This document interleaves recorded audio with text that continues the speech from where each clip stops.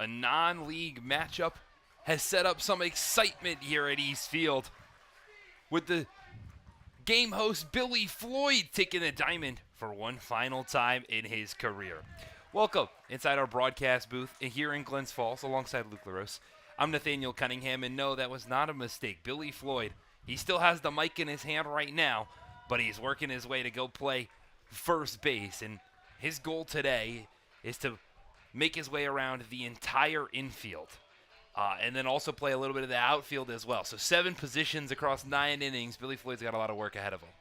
Yeah, he is pumped up. He said earlier this is his first game in 11 years. Came out of retirement just for today and today only. You see a couple of camera crews. The news is here. Everybody's excited when Billy Floyd decides to take the baseball diamond. But the reason that this is allowed to happen is, again, a non-league game today against the Albany Athletics. It doesn't count in the PGCBL standings. Instead, it's just an exhibition between the Twilight team of the Albany Athletics. They're coming up. They've had a pretty good year so far. They're 12-10, but by their standards, this would be maybe their worst season of late.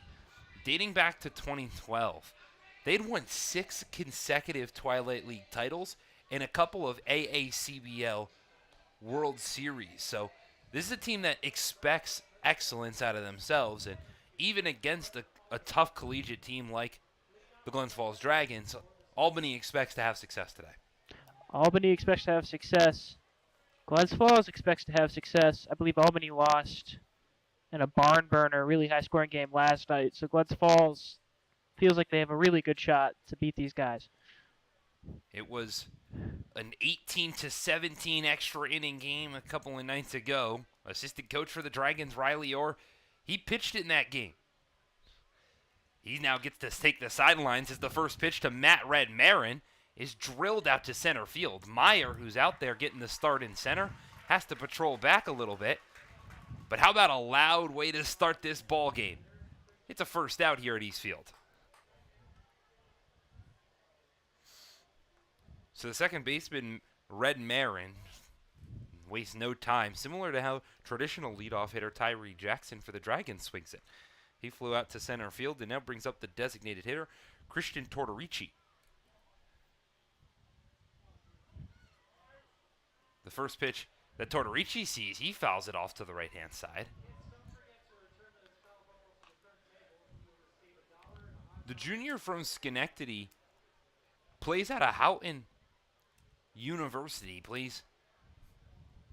Traditionally will play the corner infield spots, but he had a pretty successful season. Hit .345 in 2025. He pops this one down the right field line. Over goes Mello into foul territory, and it's right past his glove.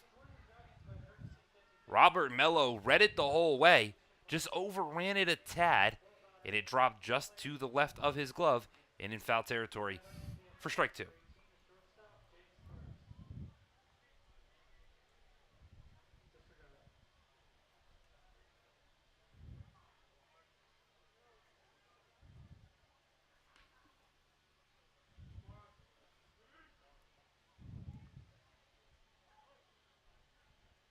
So now the 0-2 to Tortorici. Foul straight back.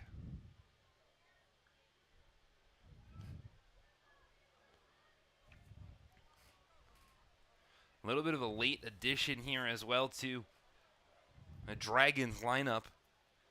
Head coach Ryan Dio, he's only going to hit 9 batters today. Just before game time, decides to enlist a 10th batter. It'll be Cam Biller who fills out the 10-hole spot. We'll go through the Dragons lineup as they come to the plate. The rest of the Athletics, they're going to be Jake Sparks, the shortstop. It'll be Marvin Hill, the left fielder. He's in cleanup. Kyle Brown will be out in right. Jared Russell will be at Albany's extra hitter. Cam Mello is the catcher. PJ Strand, the first baseman. Ryan Reagan, the third baseman. And Evan Grimes, the center fielder. Tortorici drills this one up the middle. And Albany, they're aggressive. Has their first hit of the day.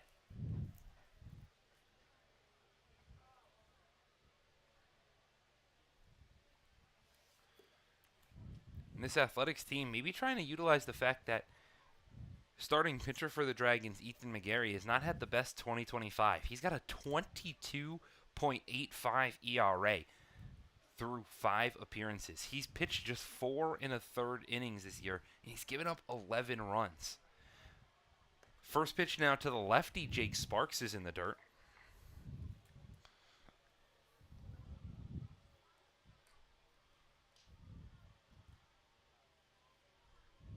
Sparks finished up his sophomore year at Siena.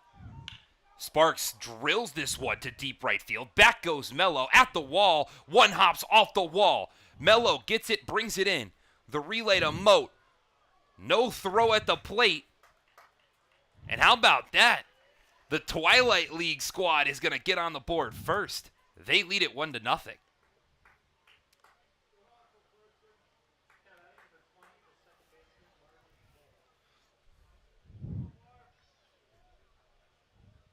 That one definitely not in the plans for Ethan McGarry, giving up a big double to Jake Sparks, who flashed a little bit of that pop this last season at Siena.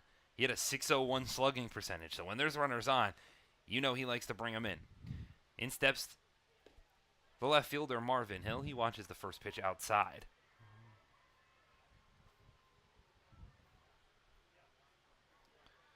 You want to talk about another guy that's seen a lot of success? Hill out of Herkimer College. How about in 2025 hitting .451 across 39 games? 12 homers in 40 games, Luke. Wow. There's a reason he's in the cleanup spot, and he's got a runner in scoring position and a 3-0 count.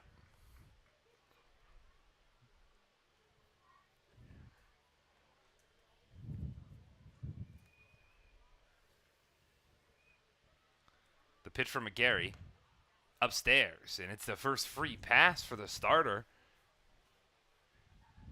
And the Dragons losing a little bit of the action early in the top of the first. Glens Falls can't risk throwing a ton of arms today because tomorrow it's a return to PGCBL play against the best team in the East Division, the Amsterdam Mohawks. The first pitch now to Kyle Brown hits the outside part of the plate.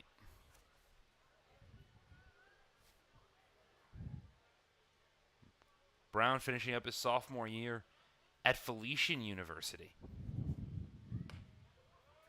He watches the second strike hit the top of the zone. Only played in 8 games. He took just 7 at-bats. But one of his 2 hits on the year was a double. Instead, it'll be a strikeout, something he did 4 times through those 7 ABs in 2025. Picks up a big second out for Ethan McGarry. Just tried to chase a high fastball. Couldn't catch up to it. So the extra hitter, Jared Russell, he'll now step in. He's going into his senior year with Sage. And he's been a pretty consistent bat over there for the Gators as well. He's regressed a little bit in 2025, hit just .266, but consistent appearances as well. As now McGarry's trying to keep this just a 1-run ball game. Something to note, too, the bench for Albany limited to just 2 players today. Not a whole lot of action, so you'll see some position guys throw.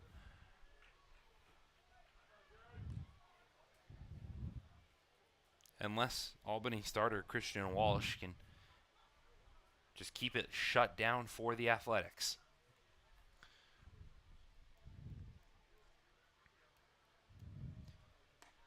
Two 2-1 breaking ball. Hits the outside half. And top of the first here at Eastfield, we've got Deuces Wild. 2 balls, 2 strikes, 2 out. 2 runners on. Already an RBI double home in the inning. The pitch. This one's popped up into the left center field gap. Over goes Meyer and Falcon in left. Falcon will call off the center fielder and bring it in for out number 3. The Dragons, though, they trail by 1 thanks to a Jake Sparks RBI double that put Albany on top 1-0.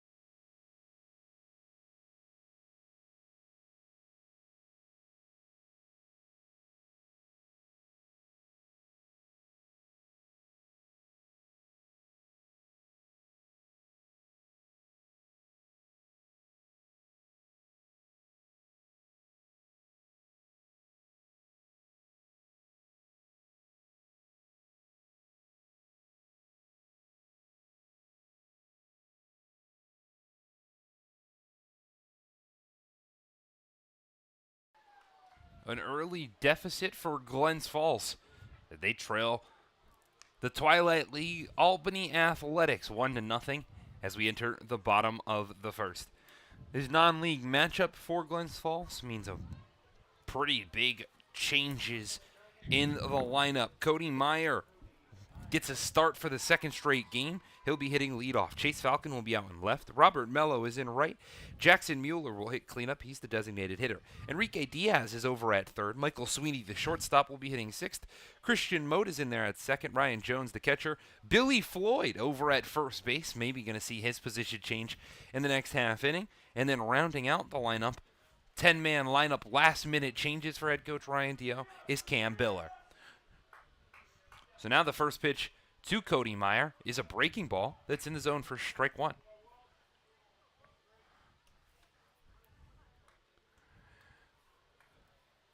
Meyer played in just his third game in 16 games yesterday against the Oneonta Outlaws. And in that one, he had a heck of a performance. He went 3 for 4 with 2 doubles, an RBI, and 3 runs scored. So Meyer trying to make it a point that he needs to be a staple in this team, but as soon as you say that, he goes down swinging on 3 straight strikes.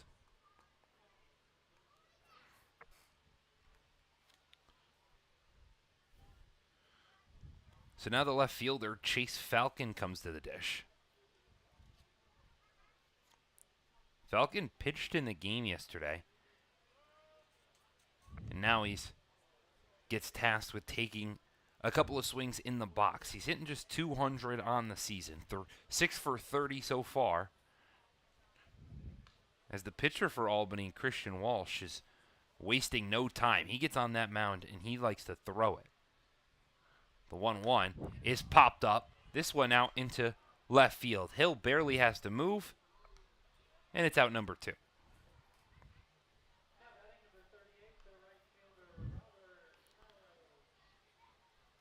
Christian Walsh, the right-hander from Slingerlands. This just graduated high school. He's committed to go play baseball at Bridgeport this next season.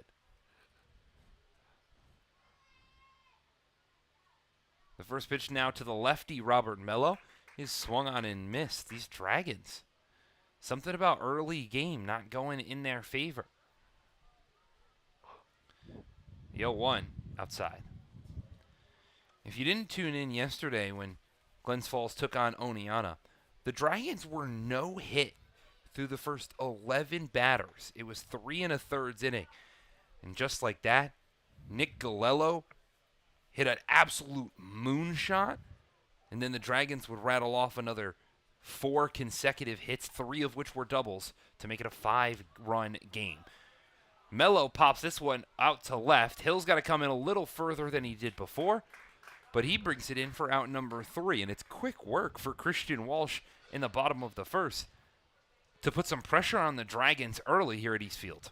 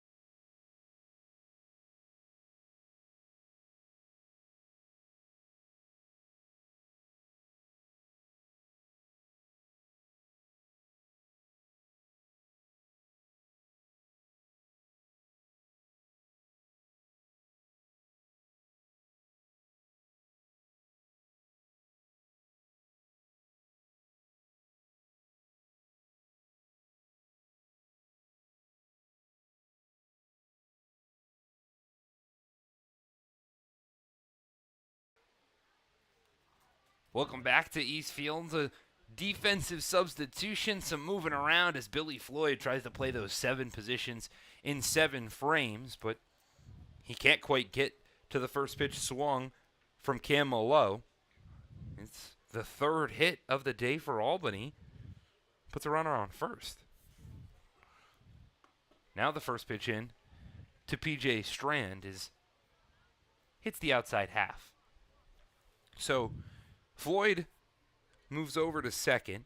Biller, who was the extra hitter, moves over to first, and Moat comes out.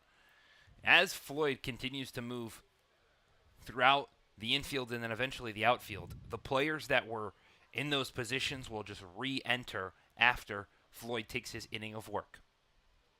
The 1-1 is swung on and missed. Excellent off-speed pitch from McGarry makes the count 1-2.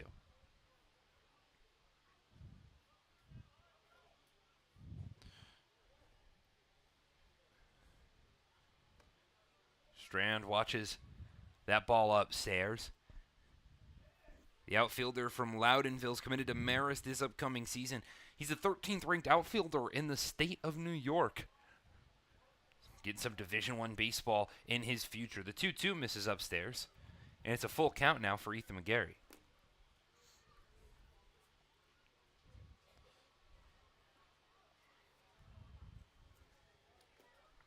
Milo gets a slight lead off first. The pitch. Outside. And it's the second free pass issued by Ethan McGarry. Puts runners on first and second with nobody out.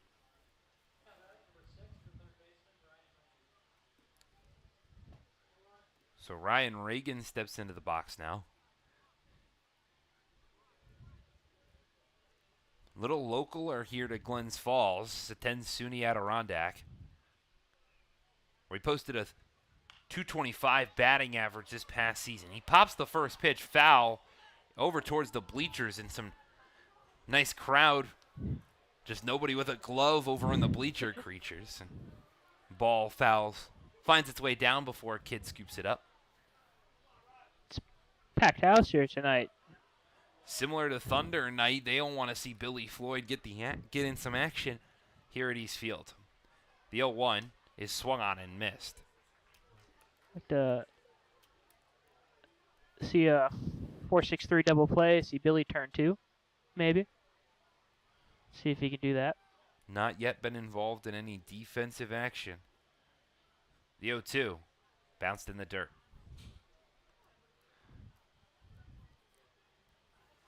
He has done a pretty good job, though, since Malo has stepped on second to keep the catcher close to home. The 1-2. Outside. Biller, the first baseman, playing up in on the grass.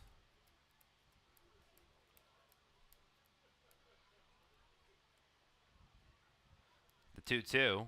Swung on and missed. McGarry gets strikeout number 2 and a much-needed first out in the top of the second.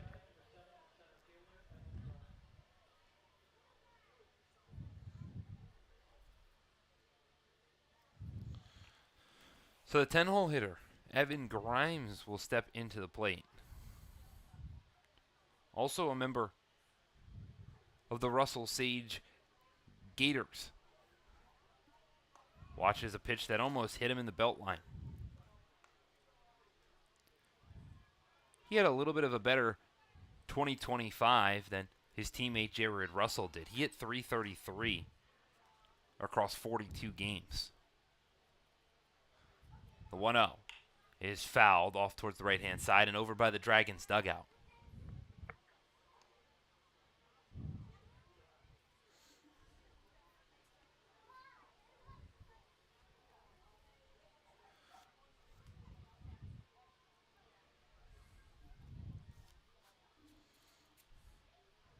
So McGarry comes set, takes a look at second, nobody holding him on. The breaking ball never really broke.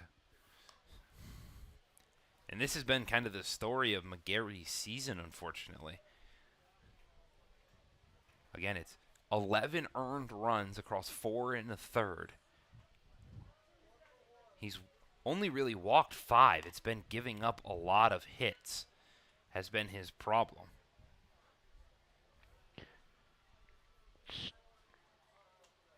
Struggling to put the ball in the zone tonight, though.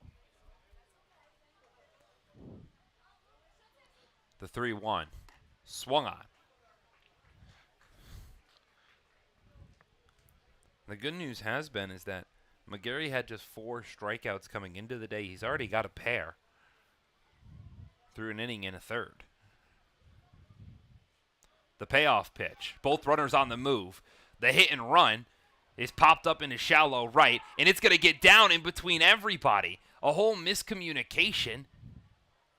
Biller, Floyd, and Mello all came in. None of them read it particularly well. And it's going to go down as a single for Evan Grimes. That'll turn the lineup card over and load the bases.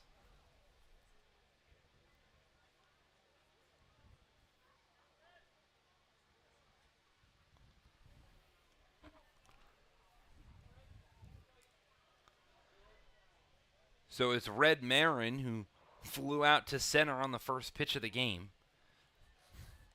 He's aggressive early, something that the University of Rhode Island hopes to capitalize on.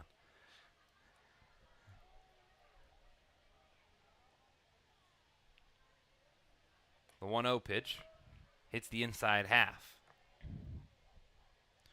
He played a lot of shortstop in high school, is used today more as a second baseman due to his smaller stature. Stands at 5'10", only a $165. The 1-1.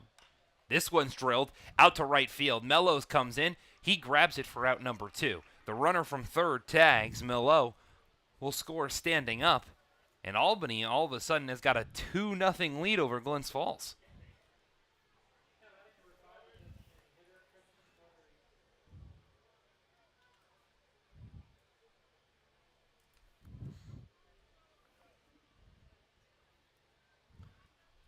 The other runners did not advance, so it'll stay runners on first and second, this time now with 2 outs, as Christian Tortorisi steps in. He got the hitting going for the Athletics. Had a single in the first and would come around to score.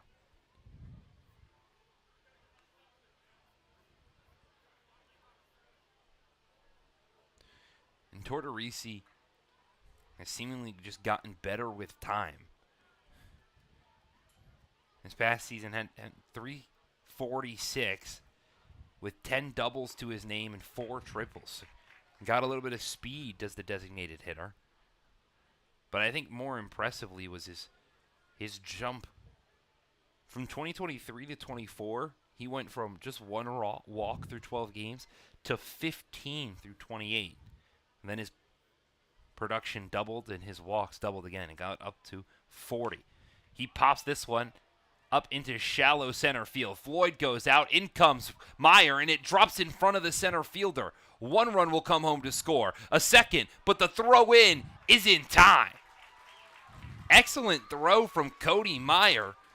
Guns, Evan Grimes, who was trying to go first to third on the bloop single. But the Athletics will still grab another. They've got it 3-0 after an inning and a half here at East Field.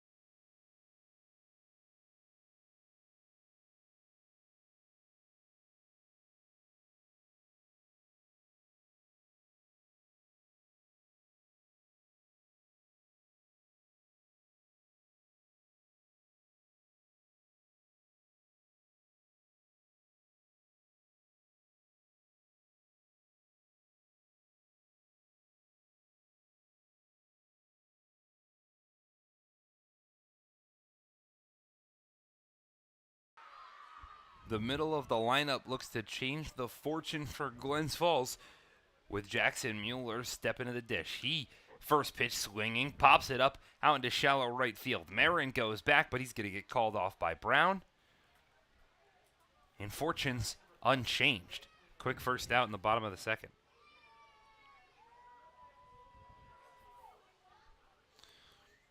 So the third baseman, Enrique Diaz, will come to the plate now. Diaz returning to the hot corner. As he's first pitch swinging. This one, though, is going to get down in the gap for a base knock. Diaz rounds first, but he'll stay with a 1-out single.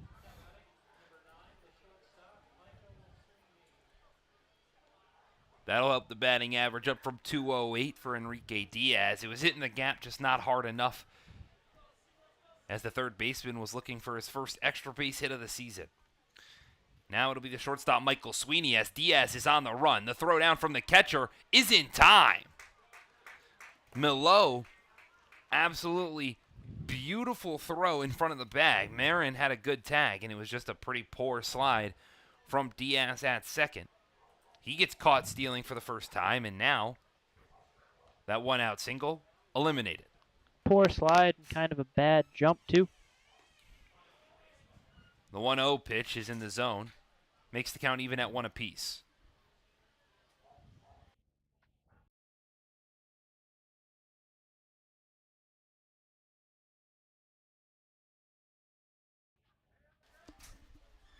So Sweeney gets hit by the pitch, and now you wonder if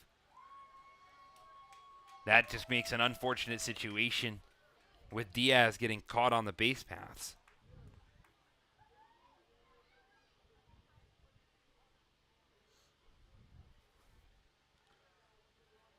So now the second baseman, Christian Mote, is first pitch swinging. This one hit weakly over towards the right side. Marin calls everybody off. And the Athletics, they're trying to make quick work of Glens Falls. They're just giving up one hit and negated it at that.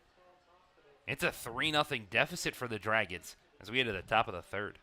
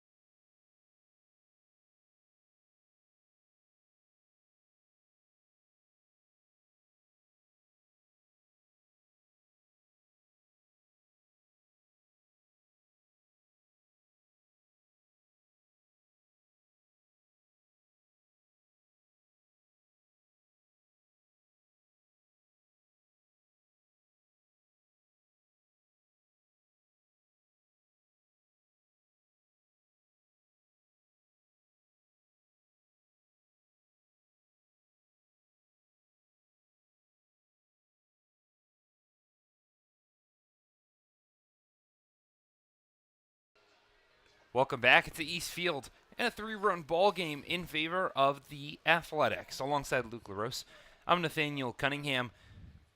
Ethan McGarry's day ends after just 2 innings of work. He gave up 5 hits, allowed 3 runs, all of which were earned, walked 2, and struck out 2. Now taking over on the bump will be Xavier Garcia, who steps out there with a deficit that he looks to keep where it's at. The Athletics, they're aggressive, swinging a lot early. It's Jake Sparks who gets to meet the crafty lefty out of the pen. He throws a first pitch strike. There's that patented breaking ball from Garcia.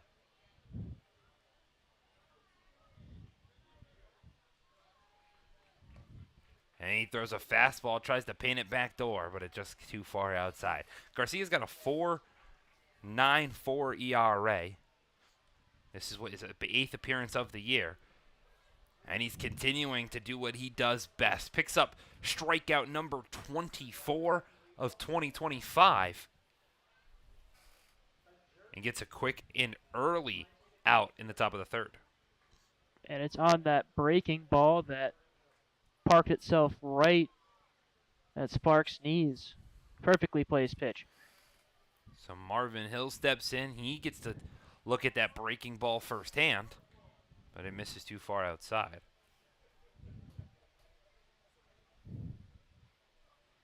And then he takes a big cut at the fastball up in the zone. Fastball had late cut on it. Garcia, one of the few lefties for the Dragons, as he gets one of those tailing fastballs on the inside half.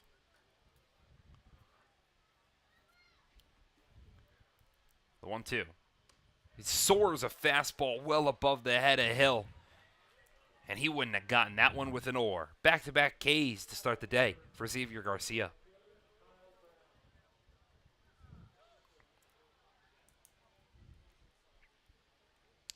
So the right fielder, Kyle Brown, steps in. He also a strikeout victim his first time up.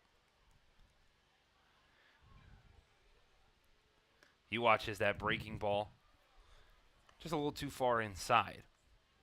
An underrated part, I think, of Xavier Garcia's game is that usage of fastball, sinker, and then curveball.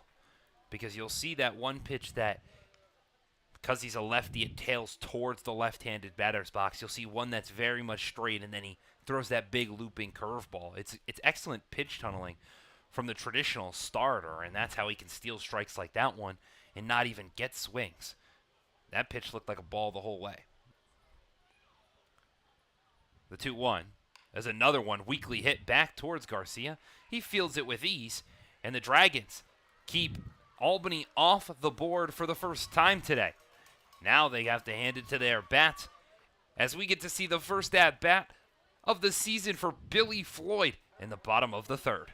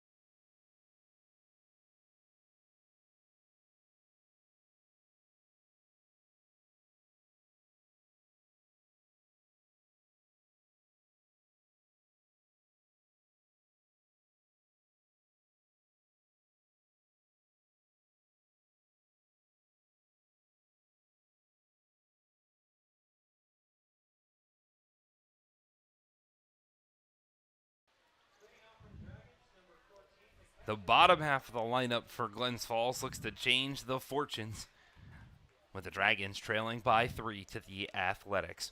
It's Ryan Jones, Billy Floyd, and Cam Biller who all get a little bit of action in this bottom of the third. Christian Walsh trying to make a name for himself against this Dragon squad. As Jones weakly hits that back towards Walsh, who fields it cleanly, take a couple of steps towards first, and flip it to Stroud for out number 1.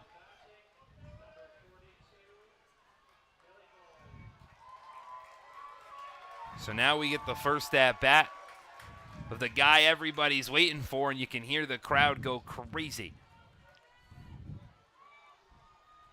Floyd steps in with nobody on. First pitch he sees, takes a big cut. No batting gloves for Billy.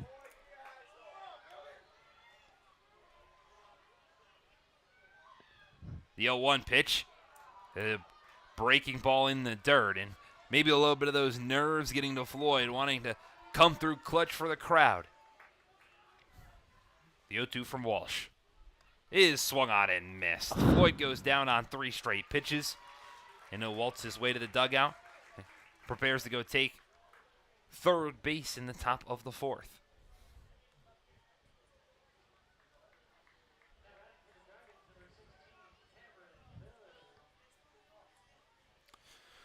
At least he tried. Got a couple more at-bats, at least one more in his future. Cam Biller, the first baseman, steps in.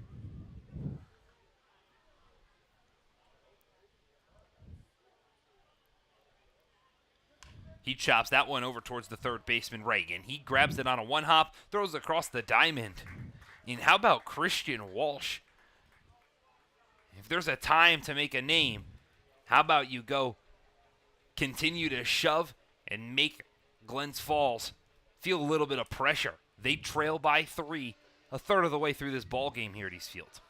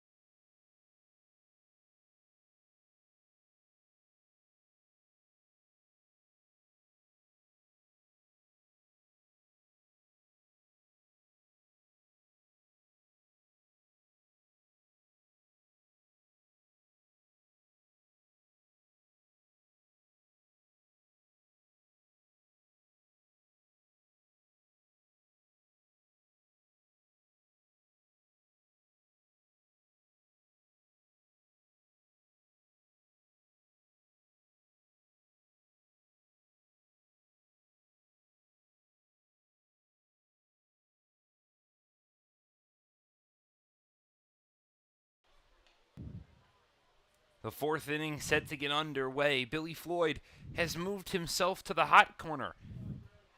And replacing him over at short will not be Michael Sweeney. It'll be James Houghton. So he gets a defensive substitution to begin the fourth with Xavier Garcia back on the mound. Going to that patented off-speed breaking ball. Stays a little too far outside. A lot of ways Garcia pitches backwards from a lot of pitchers. That breaking ball is his go-to pitch. And then he throws you the fastball.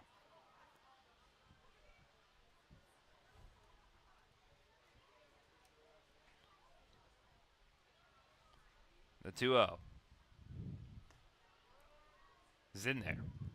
Something you see more and more in today's game is maybe not, I wouldn't call it necessarily backwards, but more that throw your best pitch, doesn't matter what it is. That will be your primary, and then use the other things to work around it when that you don't want to throw a breaking ball in there. Or I think Josh Hader is a beautiful example of another lefty with a big breaking ball who can tunnel a nice two-seamer and just make it absolutely painted on the corner. You throw in a four-seamer or a sinker, something that it looks like Xavier Garcia's got, and that could be a dangerous combination. The traditional way is that fastball, even if it's not your best pitch, tends to be the one a lot of guys go to, but you're seeing now, like you said, a lot of guys off-speed pitch. You want to look at Devin Williams. His best pitch is changeup. He throws that all the time. The break on that, insane. Well, Garcia picks up his third strikeout of the day on Jared Russell. Now he's handed over to the catcher, Cam Mello. You mentioned Devin Williams. Also got that screwball that he throws every once in a while. Not often you see that, but there's not much you can do when Xavier Garcia is throwing breaking balls that seem like they've got 6 feet of break. The 1-0. Fastball right down Broadway. And it's interesting, too, if you watch the way that Xavier Garcia throws, is that he lets that curveball go early. Like he did just then. Held it a little bit late, and Floyd one-hops it to throw across the diamond, not in time.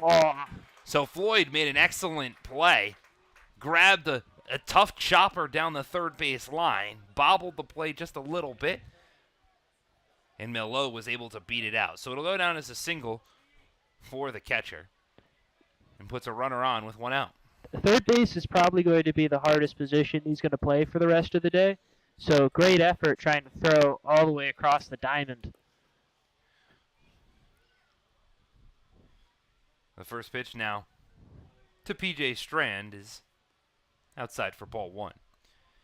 He does have the benefit of, as this game ticks closer and closer to 8 o'clock, the sun's setting, so the outfield will get ever so easier as he eventually will make his way to left, right, and center. The corner spots might have been the most difficult. Didn't get any action at first. He's at third now. The 1-1 in the zone.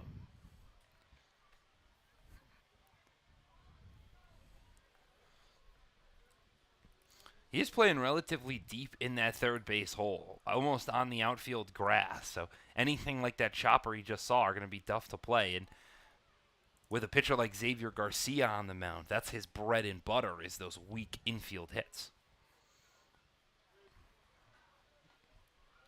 So you tell, not a guy who's played a lot of third base.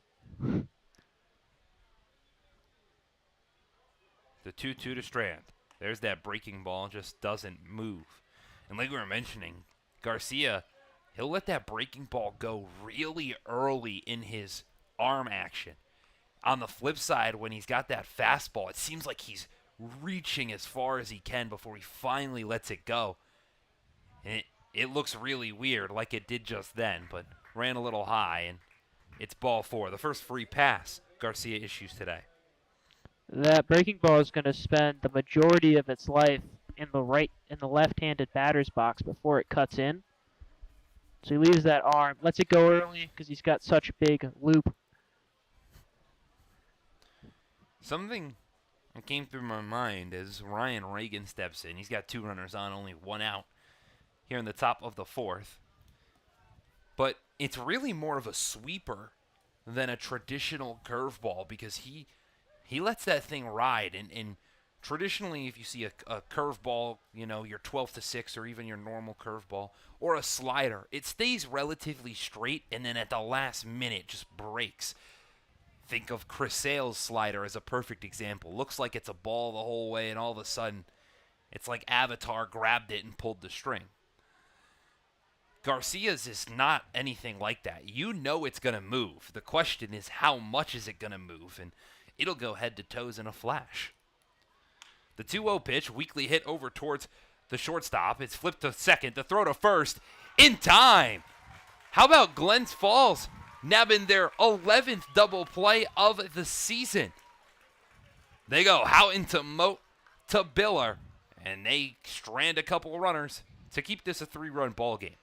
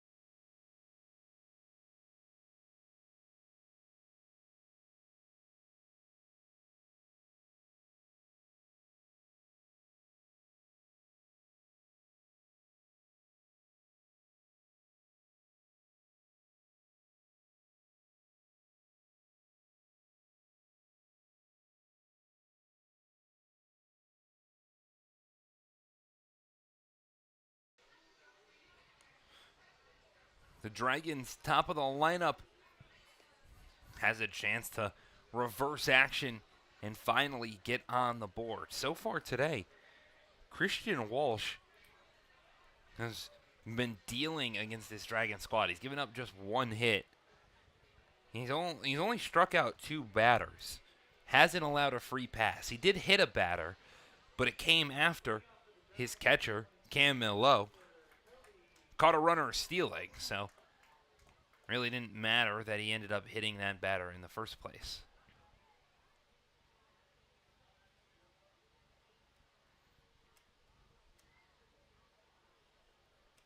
Millow threw 4 runners out this past season at 2025, so not surprising to see the backstop have a little bit of success. Meyer's first pitch swinging gets got between the 5-hole of Millow. He'll go straight to the backstop.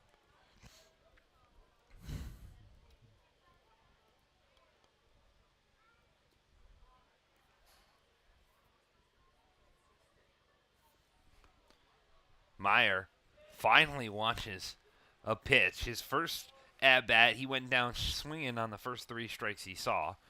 Took a first big cut at the pitch here in the 4th, and now finally lays off one. Hits this one weakly over to Sparks at short, who picks it, throws across the diamond. And today's game looking eerily similar to how it did yesterday. Was it 3 1/3 when Galello blasted that one over Haskell Street? It was 3 1/3. The Dragons were through 11 batters. Galello, who was the 3-hole hitter in the 4th, second batter of the inning, just absolutely mashed one. So Chase Falcon, maybe a little bit of high expectations to put on the left fielder, who watches the first pitch and almost hit him on the arm. Falcon doesn't have an extra base hit this season. So if he was to have one, now would be the time to do it. Some big sluggers, though, wait in the wings, and he's going to line this one. It's going to get down the line and be fair for a base knock. He gets past the glove of Brown out in right. And speak of the devil, and it happens. Chase Falcon, first double of 2025. Puts a runner in scoring position with one out here in the bottom of the fourth. Not a 420-foot home run. About a 220-foot double. Counts nonetheless. That ball yesterday, funny you said that 420-foot home run. It was measured at 398. The runner is on the move on the pitch that just got away from Melo. Falcon easily gets into third. So it's going to go down as a wild pitch. Even on the swing from Robert Melo.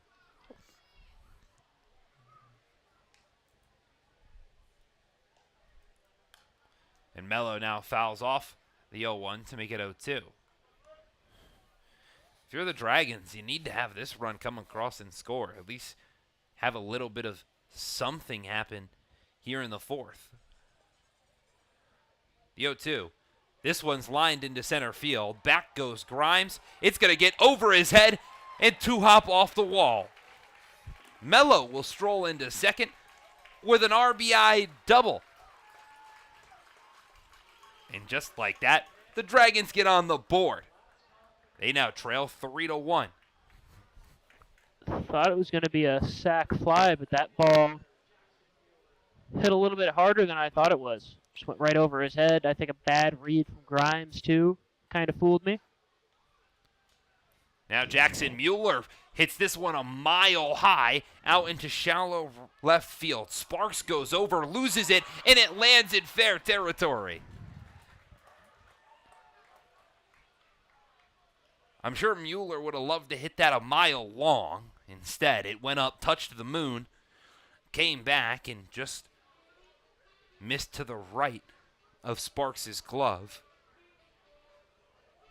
And maybe it's something about this fourth inning for Glens Falls.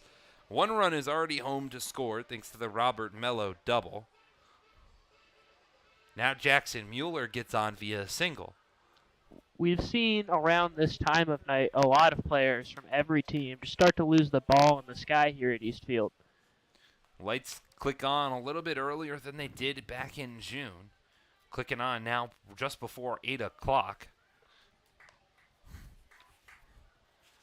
But speaking of this fourth inning, yesterday it was a home run, single, double, double, double, reach via an error, and then a sacrifice fly and another double. Enrique Diaz, he wants to join the party. He has a single straight up the middle, but head coach Ryan Dio will hold all the runners just 90 feet forward. How about Enrique Diaz today? 2 for 2 with 2 singles. Almost had an RBI to his name as well. And the bases now, they stay loaded for the lefty James Houghton. Diaz kind of just reached out and slapped that one back to where it came from.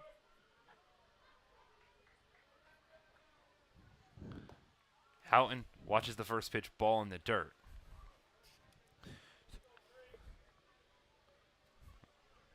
Took over for Sweeney back in the top of the fourth defensively. Now he's getting his first at bat and has worked himself into a 2-0 count.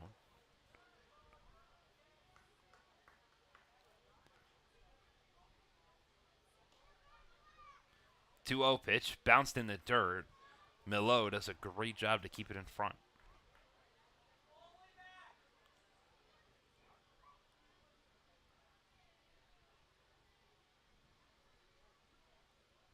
Houghton hitting .214 this year. Fouls that one off to the left-hand side.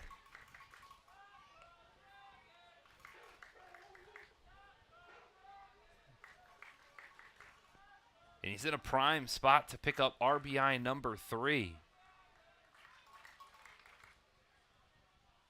He fouls that one straight back.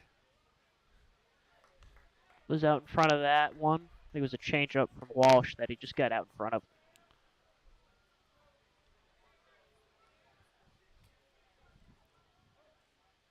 Houghton's got those 2 RBIs, only 1 extra base hit. Instead, he'll watch the pitch outside, and he'll pick up RBI number 3 with walk number 3. Just the 3rd walk of the season for James Houghton. This is now a 1-run ball game.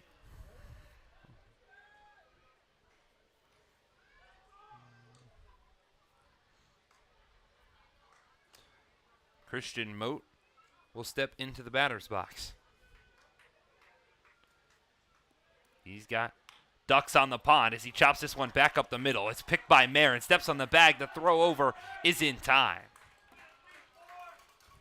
So the Dragons had a prime opportunity with 1 out. Instead, an inning-ending double play. The 9th that they've given up this season. Strands what could have been a massive frame and means Glens Falls still trails by 1 as we head to the 5th.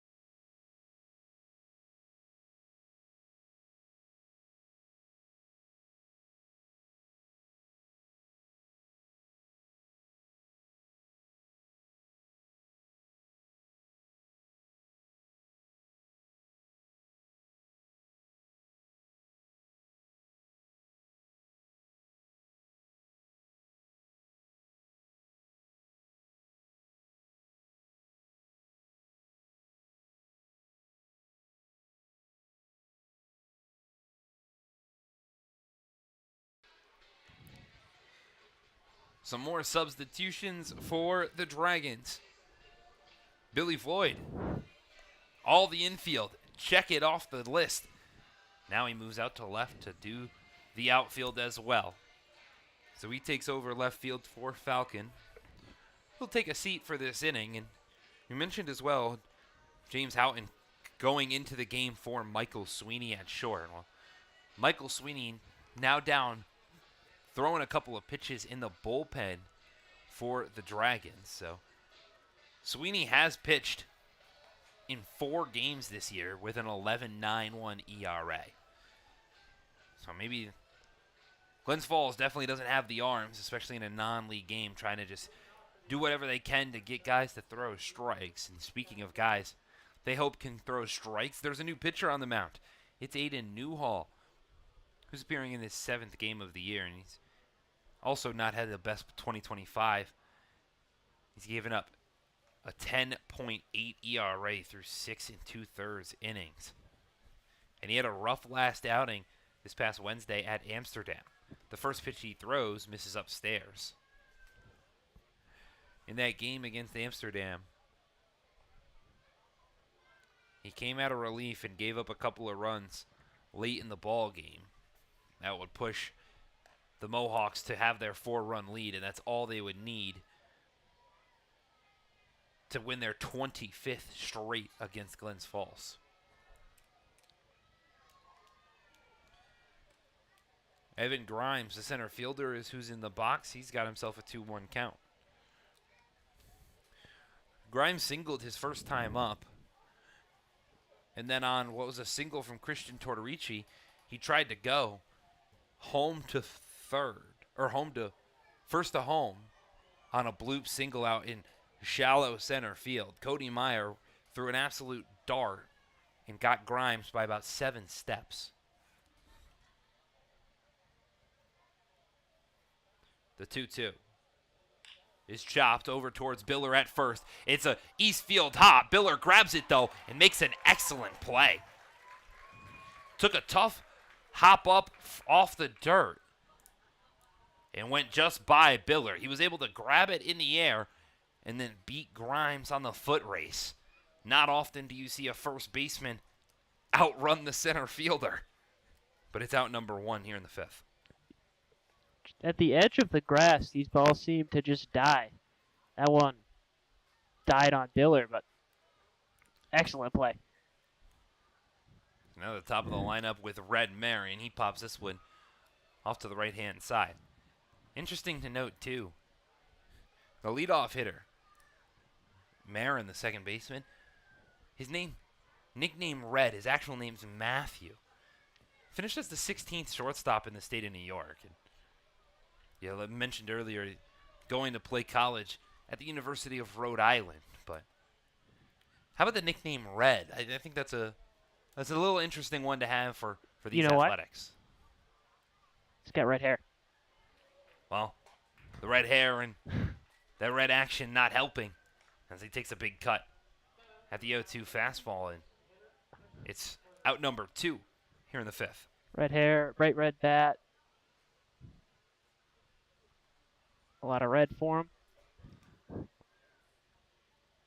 The Athletics, they have a red home jersey, and it's a very nice red home jersey. They're wearing their black vest today, though. So instead of the Dragons, who are in their traditional home white pinstripes with the black sleeve and the red lettering across the front, Albany is in regular white pants with red piping, a red undershirt, and then this black vest with red text and numbering. Always been a fan of the vest jerseys. It is very much like a double-header-esque jersey where you wear one for game 1 and then you just take off the vest and play in the shirt for game 2. The 1-1, that's drilled into the left center field gap. Over goes Meyer and Floyd. Meyer throws the ball in. Immediately, Tortorici thought about taking second, but realized the center fielder had an excellent jump on it. He was halfway to second and realized I should go back. So it's just a single for the DH, but his 3rd of the ball game in the 5th. And turns the bat over to Jake Sparks.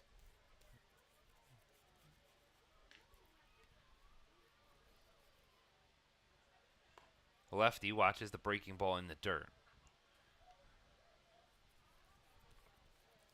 Sparks hit a double his first time up. That scored Tortorici for the first run of the game.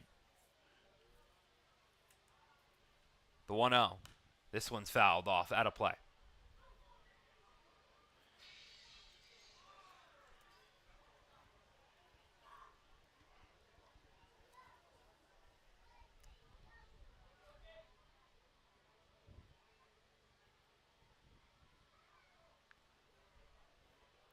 The 1-1.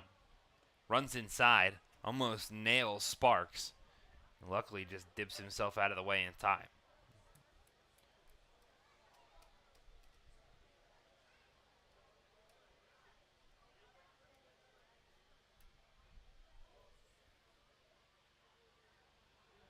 That one's chopped over towards the right-hand side, but foul.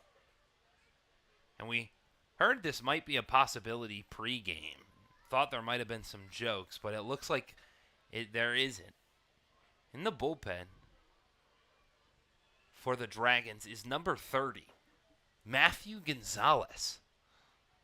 The 2-2 is swung on and missed. So Newhall gets out of his first inning of work clean despite a 2-out single. And Gonzalez hasn't thrown any official pitches down there in the bullpen, but he is up with the jersey on, and it's now Joe Haynes who's going out like he's starting to get warm. So maybe we see the pitching coach take the mound in this non-league. You don't have to be a college student to play in this ball game. And you see a little bit of action from Gonzalez, who's a former Dragon himself. He's rostered for the Athletics, too. Other assistant coach Riley Orr pitched yesterday for the Athletics. So the team has kind of back and forth. Both these teams know each other all too well, but maybe see a crazy bottom of the 5th. We'll step aside for a couple of minutes, but see what the Dragons roll out.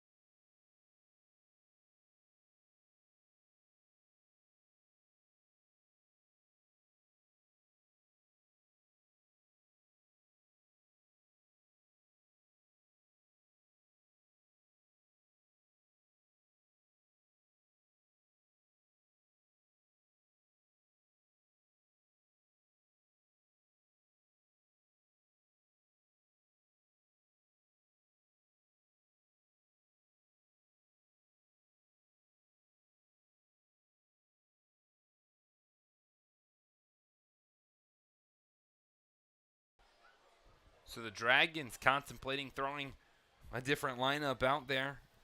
Instead, the Athletics will respond with a different pitcher, Christian Walsh, who was excellent through his first 4 innings, giving up just those 2 runs on 5 hits.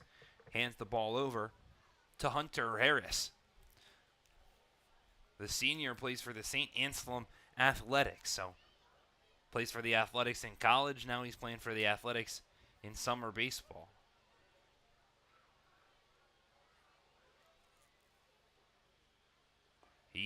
First pitch he throws is swung on and missed by Ryan Jones. Harris, his last appearance was for Anselm, and he's one of those guys that 4 different colleges in 4 different years.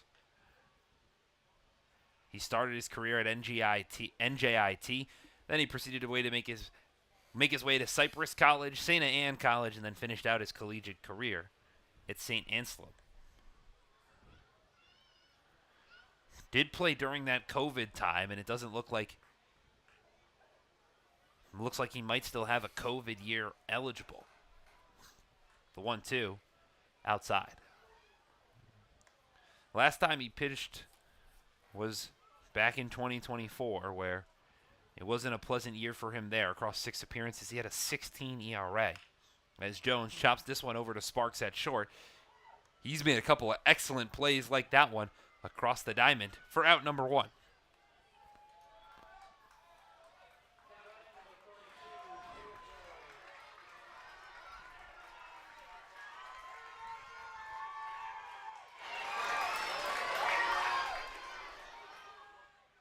Take a listen to this crowd. They are alive and well. The first pitch to Billy Floyd, foul back. That one will give a little bit of a surprise. Maybe not entirely what we expected. Billy Floyd fouling that ball back. The crowd into it. The 0-1 outside. Floyd does a good job taking a pitch there. Good eye. Contact and watches the ball. When this idea was brought up to head coach Ryan Dio, he absolutely loved it. Said it was going to make it happen as Floyd, just out in front of the off-speed, fouls it off. Contact on 2 pitches. A lot of speculation around the building whether or not he would get a hit tonight. He might. With all the fanfare, the crowd behind him, got to deliver. The 1-2. This one's popped out to right field. Back goes Brown, and he brings it in for out number 2. Floyd made pretty good contact with that one. Brown had a bad read. Took a couple of steps in before he had to track back. I think he hit that ball a lot further than anyone thought he would. I've been on his side all week long that he could get good contact and maybe put a hit in. That gives me hope if he gets another at bat, he might be able to. Took the words right out of my mouth. If there was any question whether or not he's got what it takes to go out there and get one in fair territory, how about Billy Floyd putting one almost for extra bases? Biller now, first pitch swinging. High chopper over to Marin, who grabs it on the 1 hop and makes it a 1-2-3 inning. The 4th time the Athletics have set down the Dragons 1-2-3 as we head to the 6th with quick work at East Field.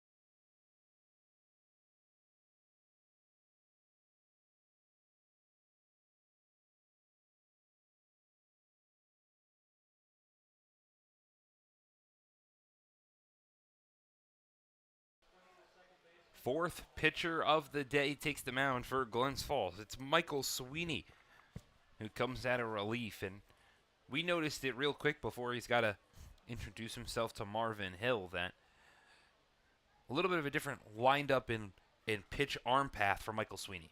Yeah, different arm slot. Not quite submarine, but he's in that Darren O'Day sidearm zone now. And first pitch he throws to Marvin Hill is fouled straight back. I'm blanking on the name, but that reliever from the Giants who about scrapes his knuckles on the ground. You're thinking Taylor Rogers. That is him. Not quite that bad. Little higher like Darren O'Day, but extreme sidearm now. That one's fouled off into the bleachers. There'll be an 0-2 count now for Hill. Rogers definitely does get down there and has a weird location. This reminds me, maybe not as tall and as drawn out, but I mentioned Chris Sale a little bit earlier. Very similar in that kind of aspect of where it's coming from. But I think what's something that I saw in warm-ups as well is a little bit more consistent where he's able to put location, and it looks like he's more comfortable working east to west and not as concerned with working north to south. And in today's game of baseball, that's the way that you need to play, is more east to west. East to west. That high fastball might be a benefit coming out of that low arm angle just because it looks like it rises so much. It doesn't matter when you can throw anything on the outside half to get Hill sitting down on strikes. You see a lot of guys with that arm angle. They call it like a riser, like the softball pitch, just because it goes up and it might fool a hitter.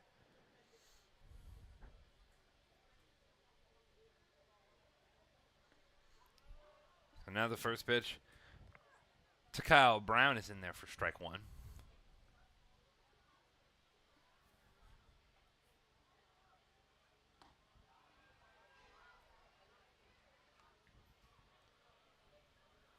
Now it's an 0-2 count to Brown.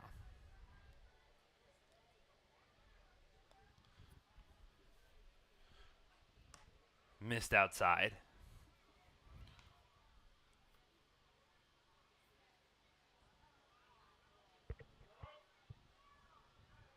One thing, too, about Sweeney is kind of where he's setting up on the mound. He's pretty much all the way to the right, as that one's drilled into center field. Floyd, who's out there, is going to get a little bit of defensive action. Gets it cleanly.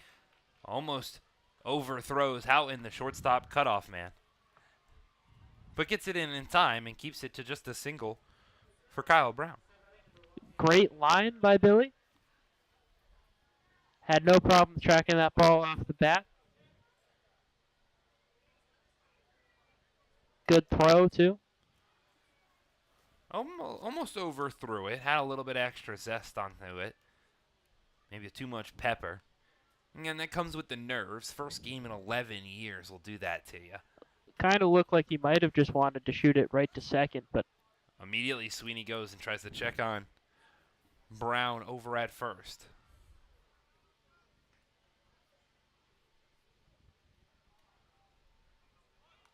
A bunt attempt is popped up straight back.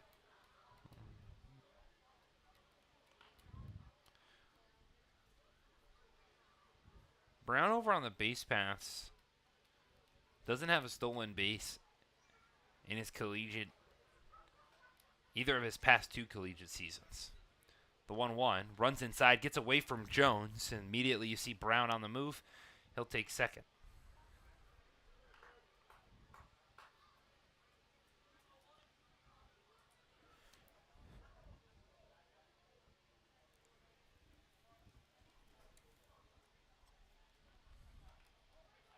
So it's now a 2-1 count to Jared Russell.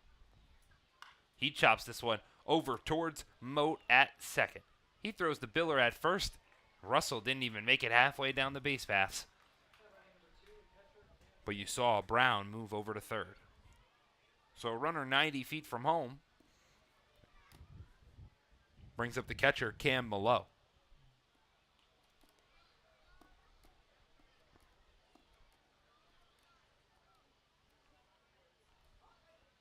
The first pitch to the backstop.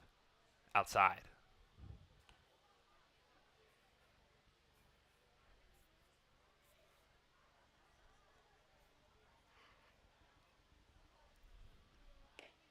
Sweeney again misses outside. Not really a big fan of that pitch. It looked like he tried to overthrow it a little too much. The 2-0. Chopped foul. Down the right-hand side over towards the Dragons bullpen. I imagine Sweeney's going to try to want to come inside on one of these next pitches. He's got him waiting on that outside fastball. Try something off-speed inside. Might get a swing and miss. Would love to keep this just a one-run ball game. There it is inside over to Moat, who fields it cleanly. Takes a pump fake. And Russell Malo almost beat it out. Instead, Moat gets him. So we head to the bottom of the 6th with the Dragons, who still trail by 1.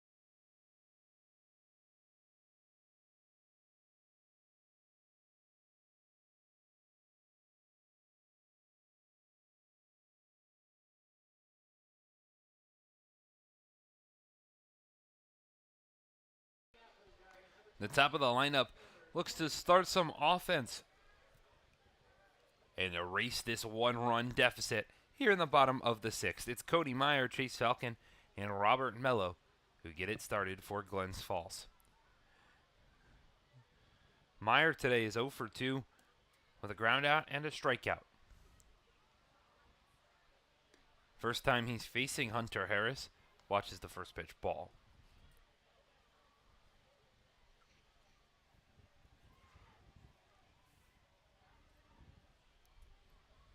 The 1-0 also bounced in the dirt, gets away from Malo behind the plate.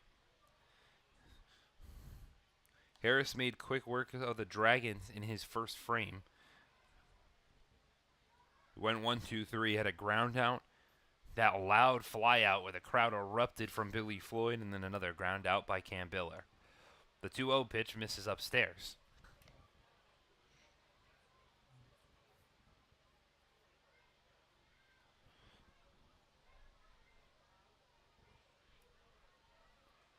As the 3-0 is lined over towards the shortstop Sparks. He grabs it on the one hop, throws across, and Cody Meyer bails out Harris. A 3-0 count. A routine ground ball to short for out number 1.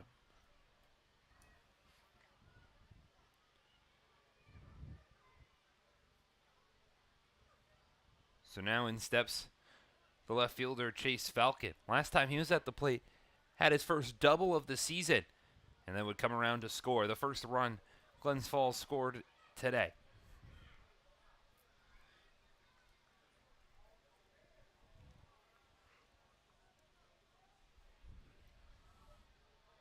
Yo 1. in the dirt.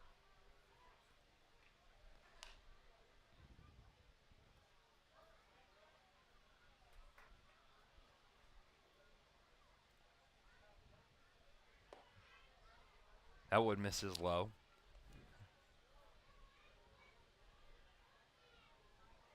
Mentioned Falcon pitched a little bit. He's had a pretty good year on the mound, too, with 7.42 through 8 appearances. He lines this one to center, but an excellent play from Evan Grimes. A diving grab in center field steals a base knock from Chase Falcon.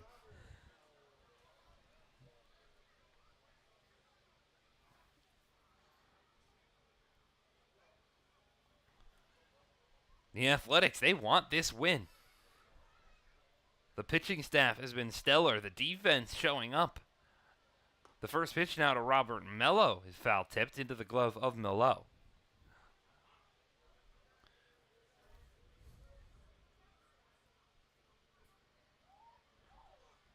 This one's lined out to center. Grimes has got to go back over his head, and it's going to one hop off the wall. Mello is going to get into second base with ease. It's his second double of the ball game. And he's got a runner in scoring position with 2 outs for the big DH, Jackson Mueller.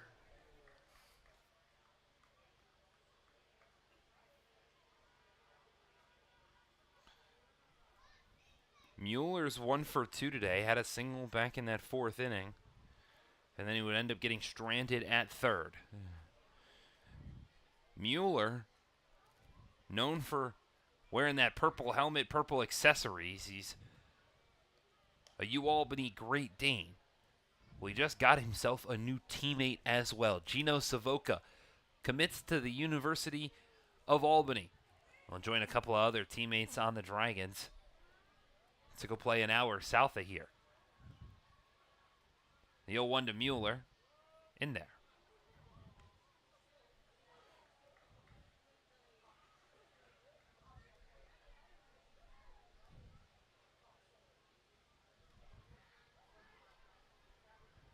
First time we're seeing Harris work out of the stretch. The 0-2 is swung on and missed. Mueller goes down on strikes. He joins Joe Carpier's tied for the Dragons with 22 Ks. And Glens Falls strands a runner on second. Matt Gonzalez out of the bullpen takes over on the mound as we enter the final third of this ball game.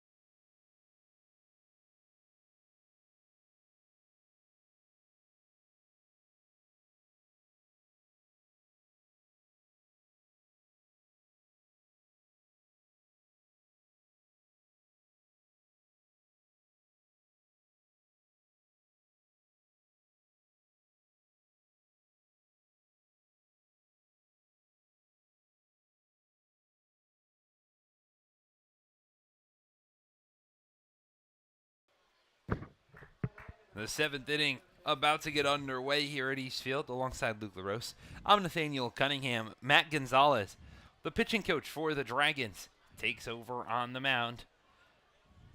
And I think he'll get the rest of the action. 7, 8, and 9 are his. tries to pick up a win. He's got to face 8, 9, and 10 in this Albany lineup as he throws a first pitch strike, and you hear the Dragons dugout erupt. They're having a field day. They love this. The 0-1 runs upstairs, almost nails PJ Strand.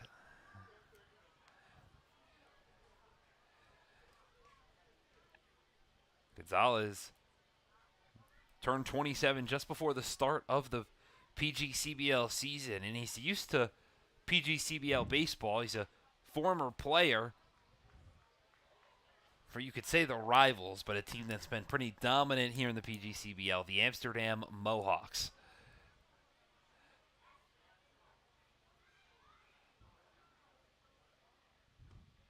The 2-1 pitch is in the zone. Across those summers, he had a 0 ERA his first summer in just 2 games. But then in his last summer, he had a 6.9 ERA, or 6.19, pardon me, over 15 games. Mostly was used out of the bullpen as a reliever.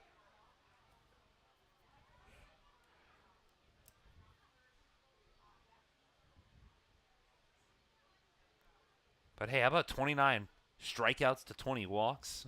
Keep that strikeout to walk ratio above 1. He'll take that any day of the week. I think he would be pleased to do it again today.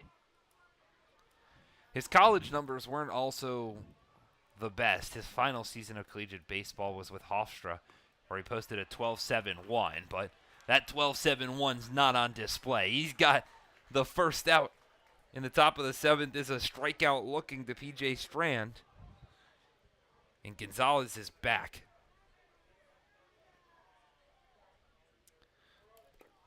Strand doesn't reach base for the first time today. He reached both times via a walk. Instead, will waltz his way back to the dugout and bring up the third baseman, Ryan Reagan. He watches the first pitch low for ball 1.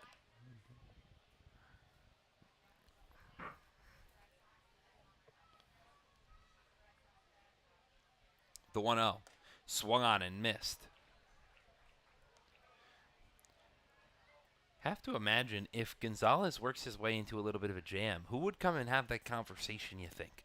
You think head coach Ryan Dio? Because traditionally the first talk will be from the pitching coach Gonzalez himself. It's either Dio or another one of the assistants. Maybe he just talks to himself out there. The interesting thing is that both the other assistants, Riley Orr and Kyle McNeff, played for the Dragons last season. So they played for Gonzalez in what was his first year at that point as a pitching coach with Glens Falls. The 2-2. Outside. Maybe Orr. Gonzalez puts his hands on his hips. He's looking at the home plate umpire asking where that one missed, and you can see the smile on his face. He's grinning ear to ear. As soon as he did that, the umpire just put up the full count sign and didn't change it. So maybe a little bit of retaliation, something from Gonzo Cubbin. The pitch. This one's fouled off into the parking lot.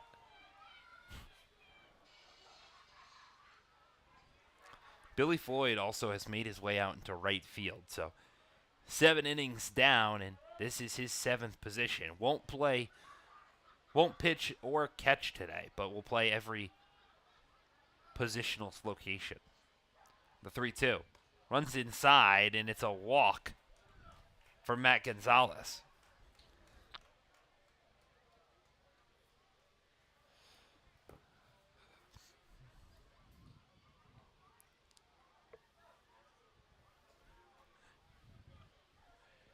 You know, Luke, we were mentioning earlier just kind of what the crowd is like here at East Field. The entirety of the concourse down by where the Dragons bullpen normally is full. It is packed down there. It's packed. The bleachers are full down the right field line. And you've got some fanfare along these left field bleachers. Usually they're pretty much empty, but there's about 25 plus fans sitting along this left side bleacher section as well. So they're everywhere. The stadium section below us pretty full. Saw a couple of fans also waltzing out in center field, maybe hoping a home run ball will go to straight away. Not the easiest thing here at East Field, but we've seen a couple go out that way already. The 2-0 to Grimes is in the zone for strike one. You see a big breaking ball from Gonzalez. Not afraid to pull out the arsenal.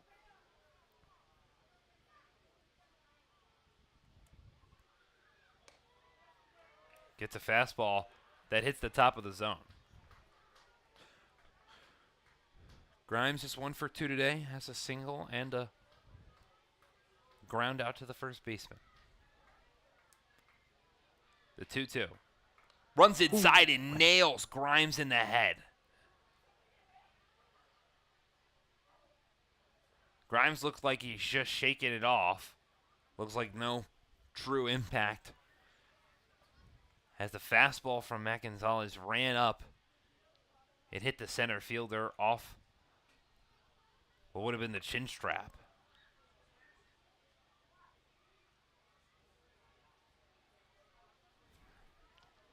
The head coach for the Albany Athletics, Joe Altieri, comes down, checks on Grimes. He seems all right. More so the sound of the ball hitting the helmet that scared the crowd than will really look to be any damage. So Grimes will take the hit by pitch down to first to put 2 runners on with 1 out. That pitch misses to the leadoff hitter, Red Merritt.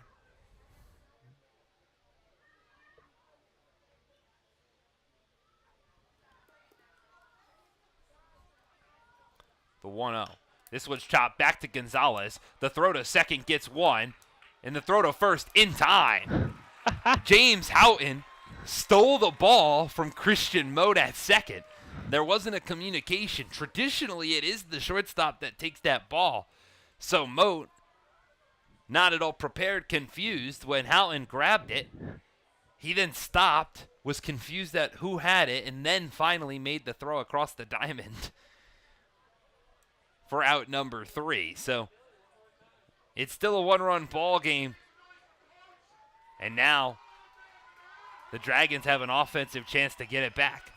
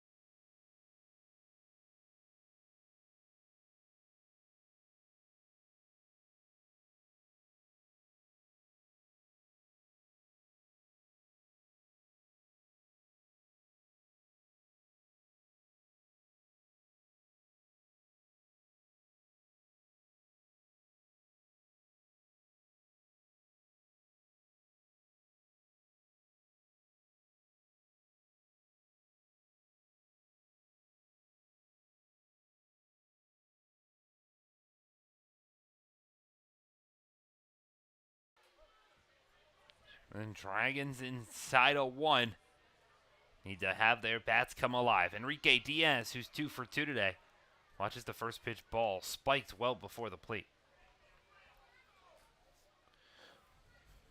It's 5, 6, and 7.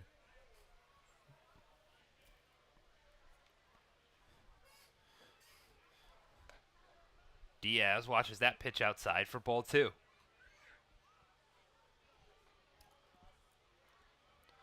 So Diaz will represent the tying run as he watches a pitch on the outside half.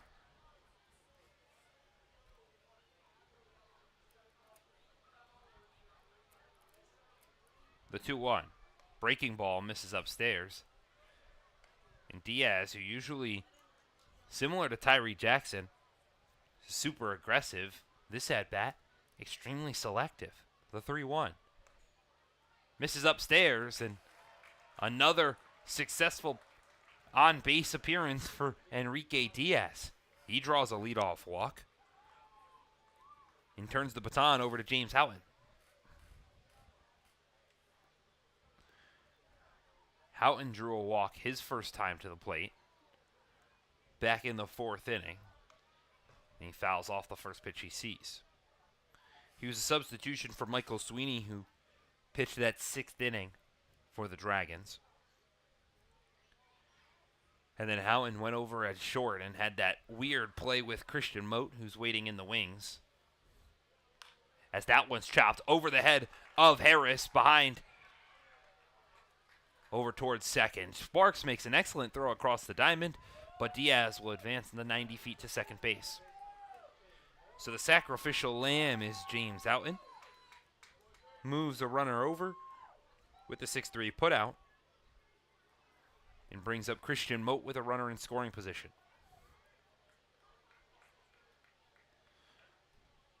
It's a big spot for Christian Mote. Love the numbers. They don't count for PGCBL stats, but they do count for personal ones. So Christian Mote, who's 3 for 32 this year, hitting just .094. Would love nothing more than a hit to get himself hit number 4 and RBI number 3. The 1-0. High.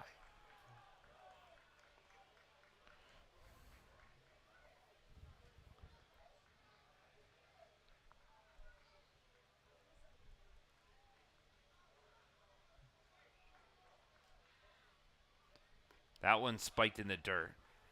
Milo does a good job to keep it in front.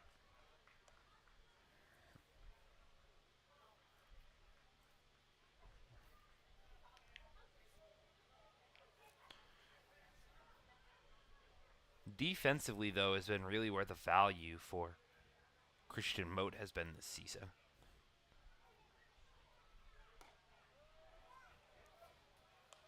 He's got a .962 fielding percentage. It puts him amongst the highest on the team who have had 20 or more putouts this year. He chops this one along the third base line, but it just goes foul. So now it's a full count from Harris to Mote.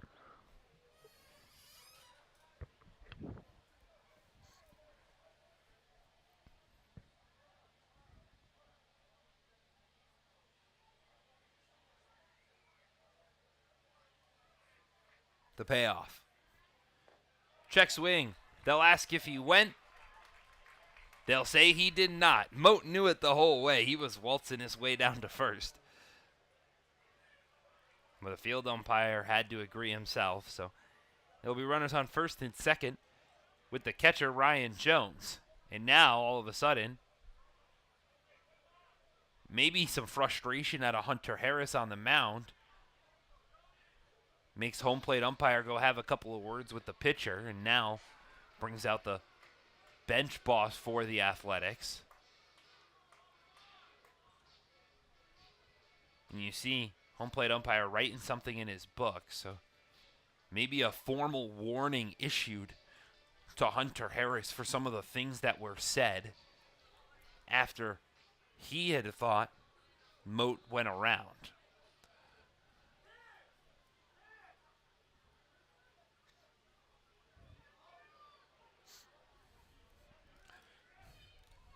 So Jones, 2 runners on. He's 0 for 2 today. He watches the pitch outside.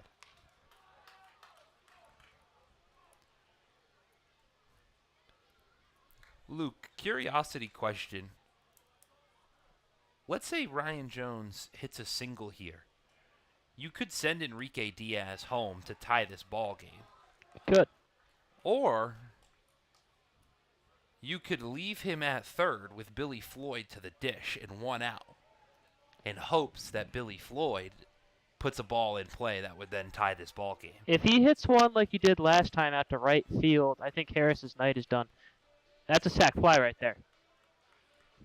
It is a sac fly, but you also run the risk of a strikeout, and then you move the baton to Cam Biller, True. who's also proven to be effective, especially in some clutch time situations, has Biller. But even with a runner at second, that might be enough if he hits it deep enough. It's a risk that Risk. you have to ask. Is it something you're willing to do? You are right, though. It looked like Harris's day was going to maybe continue at least for one more batter. I guess not. So we'll step aside as one of the infielders takes over on the mound for the Athletics.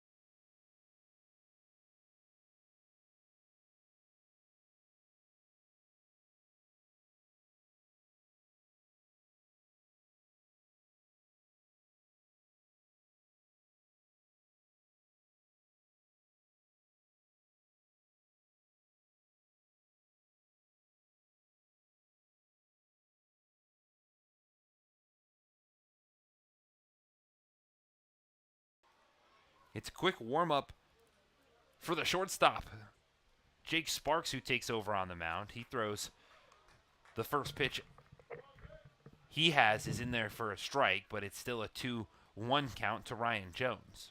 There's been a lot of defensive substitutions, some movement, as the 2-1 to Jones is popped off into the bleachers.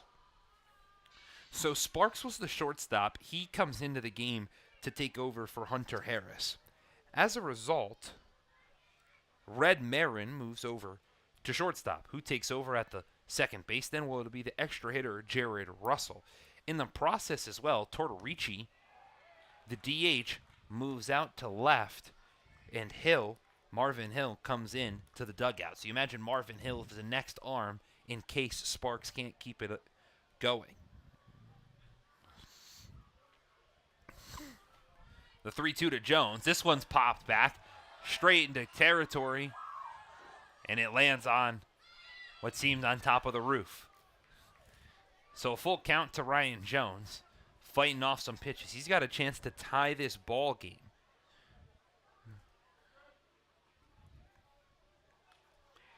He fouls another one off. Jones making the new pitcher, Sparks, earn it.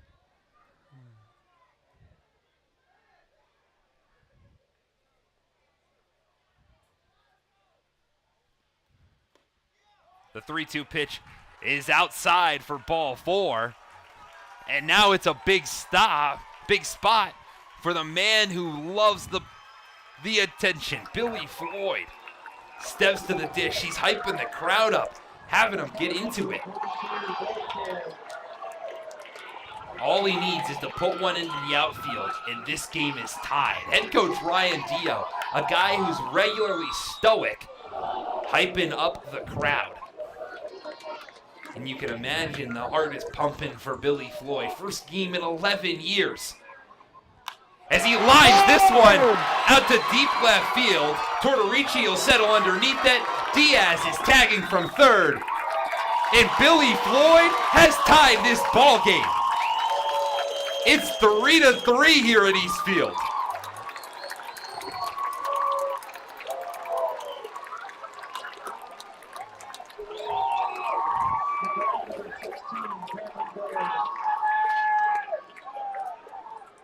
You said all he had to do was poke it to the outfield. That he did. Perfectly placed ball. All he had to do.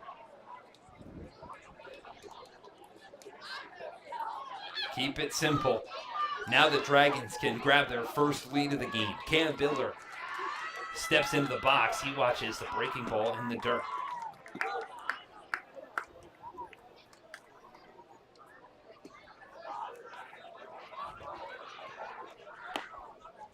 And now the 1-0 pitch is outside.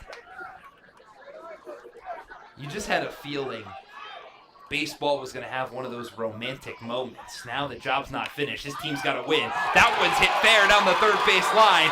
And into score is going to be Moat. Jones is going to go to second. And in a 7-inning game, Cam Biller walks it off. The exhibition goes in favor of the Dragons. And it all started with Billy Floyd. The big-time guy had the sacrifice fly. Made it 3-3. And then Cam Biller puts one down the line and ends it. Your final here at East Field, 4-3. Dragons grab it. Electric factory here in Eastfield. The boys were pumped. Through the first 3 innings of this ball game, Glens Falls had just 1 hit. They looked like it was going to be another poor performance from a team trying to figure it out. And all of a sudden, they put up 2 runs in the 4th. You think momentum is going back their way. In the 7th inning, the bottom of the 7th, the last time, it all goes to the Dragons. They win their 2nd straight, even though it's a non-conference game, win their 2nd straight. And now they can take this momentum to tomorrow when they have to face the Amsterdam Mohawks. This momentum, an electric win. You're hearing the Billy chants from the fans right now. Hope all this feeds into them tomorrow. Billy comes up clutch, gets the tying run. Cam Biller sends everyone home. And it is quick work for the Dragons here at East Field. All right. That's enough from us. The Dragons pick up a big win and get back to a nice record here at home. They improve to 8-9 now here at East Field, Luke. Yeah. 2 more games straight at home. It's Amsterdam tomorrow and then Saugerties on Sunday. From our entire staff here with the Glens Falls Dragons, alongside Luke LaRose, I've been Nathaniel Cunningham.